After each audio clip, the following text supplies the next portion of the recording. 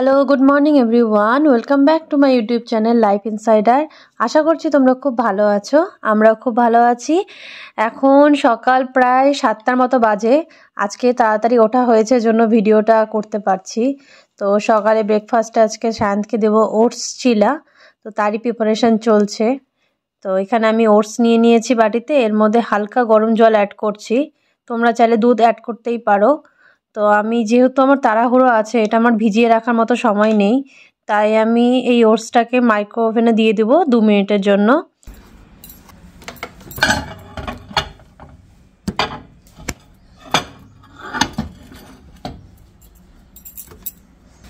চিলা বানানোর জন্য আমি এখানে কিছু ভেজিটেবলস কেটে রেখেছি। এখানে কেটে নিয়েছি পেঁয়াজ, মিক্স ভেজ আর একটু ধনিয়া পাতা। 2 মিনিট আমার হয়ে গেছে, যে বের করে নিচ্ছি আমি ওটসটা। দেখো কতটা ফুলে গেছে। এবার এর মধ্যে আমি এক এক করে সবগুলো ভেজিটেবলস অ্যাড করে দেবো।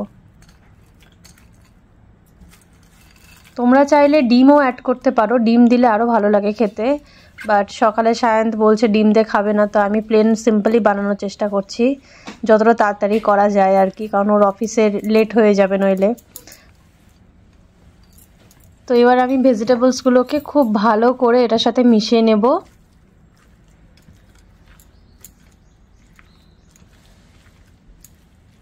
এবার আমি পরিমাণ মতো লবণ অ্যাড করে দেব, যতটা সিম্পল হয় কিন্তু খেতে এটা ভীষণই টেস্টি হয়। লবণ অ্যাড করে এটাকে আমি আবার মিশিয়ে নেব।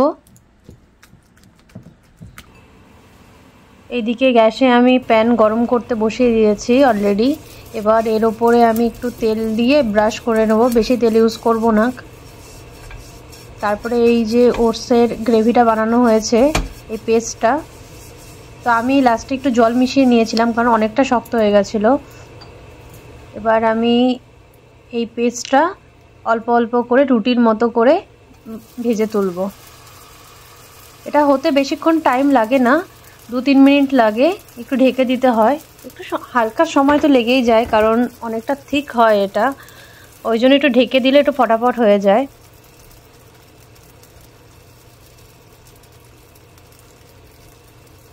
এইভাবে দিয়ে একটু ছড়িয়ে নিতে হবে গোল গোল করে।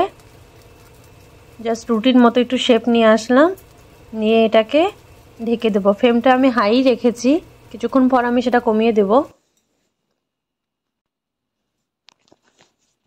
এক সাইডটা হয়ে গেছে পুরোপুরি, এবার এটাকে আমি উল্টে দেব। উল্টে এই পাশটা 2 মিনিটের জন্য আবার ঢেকে দেব।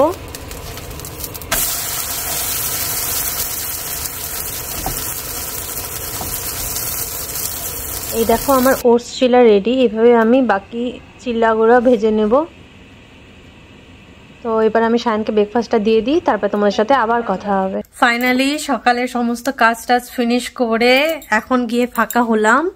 আমার ক্লাস ছিল, ক্লাসটা শেষ হলো, স্নান খাওয়া দাওয়া করলাম। করতে করতে ঘড়িতে প্রায় এখন বিকেল 4টা বেজে গেছে। তো এখন একটু নিচে যাব, নিচে গিয়ে গার্বেজ গুলো ফেলে আসবো। রুমে অনেকগুলো গার্বেজ জমা হয়ে গেছে। তো এখানে তো এরকম সিস্টেম নেই যে রেখে দিলাম বাইরে, গাড়ি আসলো নিয়ে চলে গেল।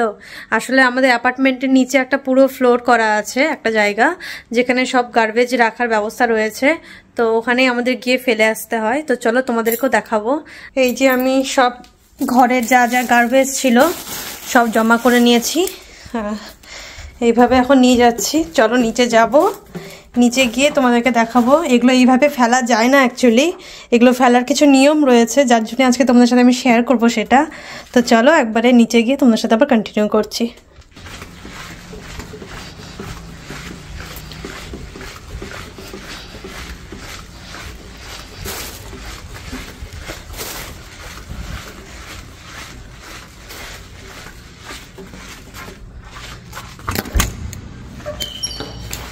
লিফট দিয়ে যাব না, কারণ সবাই স্মেল পাবে, তখন সেটা নিয়ে অসুবিধা হয় অনেকেরই।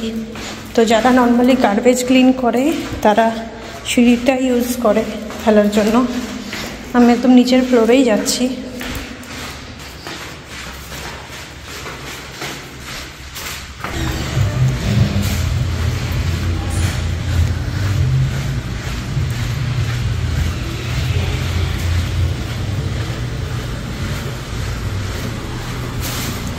চলে এসেছি।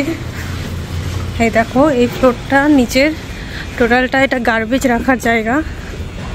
প্রত্যেকটা পার্ট আলাদা আলাদা করে দেওয়া থাকে, এখানে সব কিছু মিশিয়ে ফেলা যায় না, আলাদা আলাদা করে ফেলতে হয়। তা আমাকে এখন দেখতে হবে কোনটা কোন বক্সে যাবে, সেটা দেখে এখানে ফেলতে হবে। তো একটা যাবে জেনারেল ওয়েস্টে, এটা থাকলো কিচেনের সব কিছু, এটা যাবে এর মধ্যে।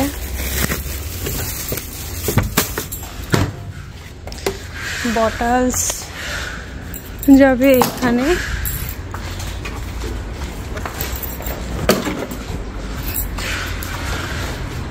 টিনের ক্যান এখানে, সমস্ত ক্যান এর মধ্যে।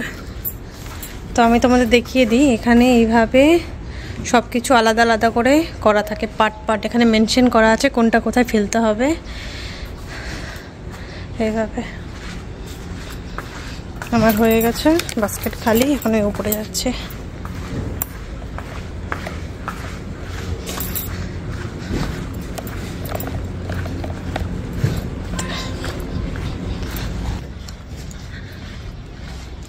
এখন আমি যাওয়ার সময় লিফটেই যাব।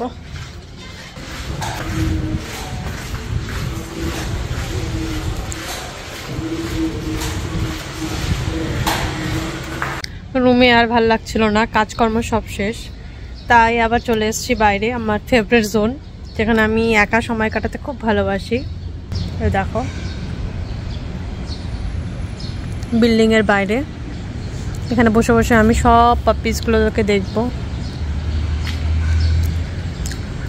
সবাই সবার পাপ্পিদেরকে নিয়ে ঘুরছে, তা আমি একাই আজকে এখানে এক্সপ্লোর করব, আশেপাশটা যাব, দেখি কোথায় যাই। জাস্ট বেরোলাম, ভালো লাগছিল না একা একা।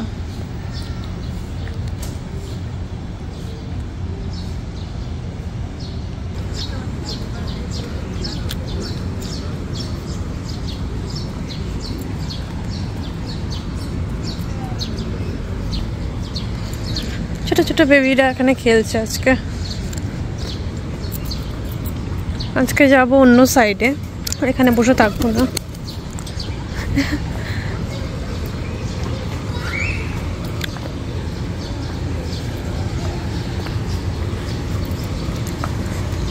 সায়ন্তের অফিস থেকে আসতে এখনো অনেকটাই সময়, তো ও এসে মনে হয় না আর বেরোতে পারবে, তো ওই জন্য আমি নিজে বেরিয়ে গেলাম।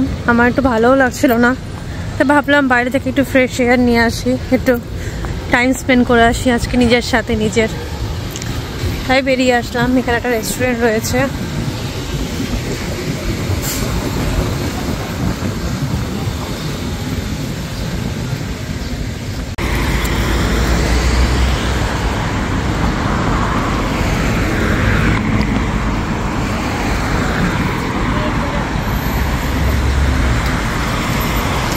হাঁটতে হাঁটতে একদম ফ্লাওয়ারের মাঝখানে চলে এসেছি। এটা হাইওয়ে, তার পাশে এরকম সবার জন্য, সিটিজেনদের জন্য হেঁটে ঘোরার ব্যবস্থা রয়েছে। দেখো কত সুন্দর সুন্দর ফুল ফুটে আছে, আর পাশে এগুলো সব চাষ করা হচ্ছে, চাষের জমি। ভালো লাগছে না রাস্তাটা।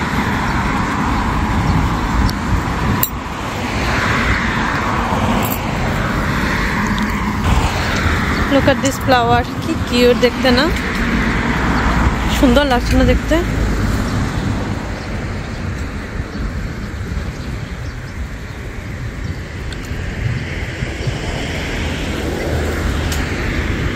পুরো রাস্তাটা জুড়ে এই পাশে দুপাশে এরকম ফুলে ভরে আছে, কত সুন্দর লাগছে।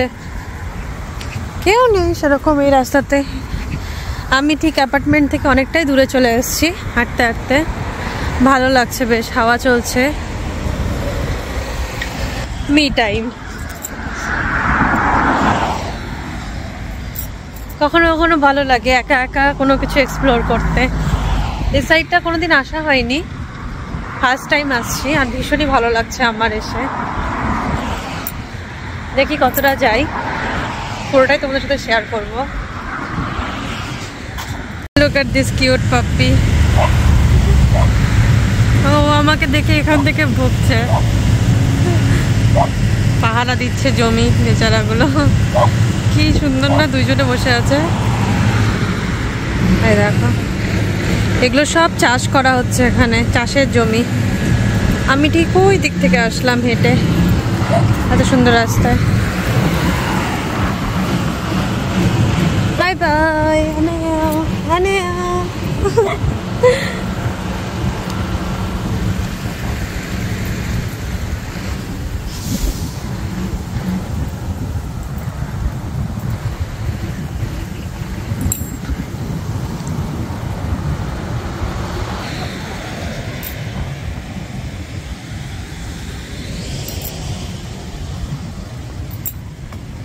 আমার এই কলোনিতে না এটাই সবচেয়ে মানে ভালো লাগে যে সময় কাটানোর মতো জায়গা রয়েছে প্রচুর।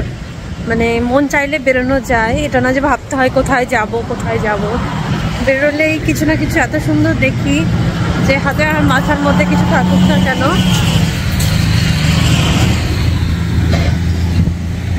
একমাত্র রাস্তায় বেরোলেই এই আওয়াজটাই শুধু পাওয়া যায় নর্মালি। আমি এতক্ষণ ধরে ব্লগ বানাচ্ছি, তোমরা নোটিস করে দেখবে একটা গাড়িরও কোনো আওয়াজ নেই।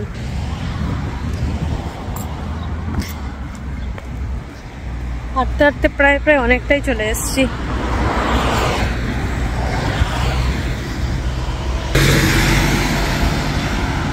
এখানে পুরো গ্রিন হয়ে রয়েছে, এখানে কোনো ফুল নেই,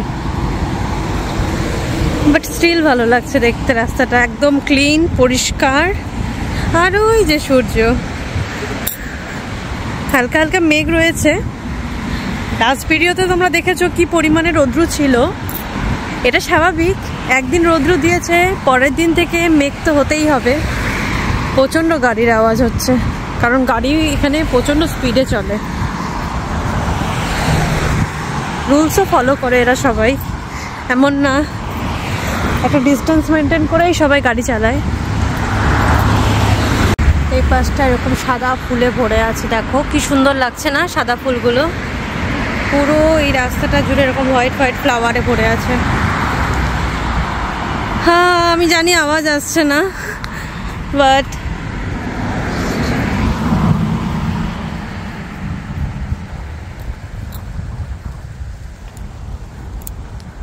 এত ভালো লাগছে দেখতে। দেখো রাস্তার দুপাশে ঘুরতে ঘুরতে চলে এসেছি। এটা একটা বলতে পারো এক্সারসাইজ বা পার্কের মতোই বানানো। তো এক্সারসাইজ জোন, মানে এই বেশিরভাগ পার্কে কোরিয়াতে এরকম এক্সারসাইজ করার জিনিসপত্র বানানো থাকে। ফ্রি হ্যান্ড এক্সারসাইজ বলো, প্লাস এই যে টুকটাক এরকম মেশিন দেওয়া থাকে যেখানে ওয়ার্কআউট করতে পারবে সবাই। এটা ফ্রি, একদমই ফ্রি অফ কস্ট। এসবে সবাই ইউজ করতে পারে। প্লাস এরকম সিটিং এরিয়া থাকে এখানে ভেতরে, এই যে রাস্তা থাকে এভাবে হাঁটার। আমি তো ভেতর দিয়ে হাঁটছি।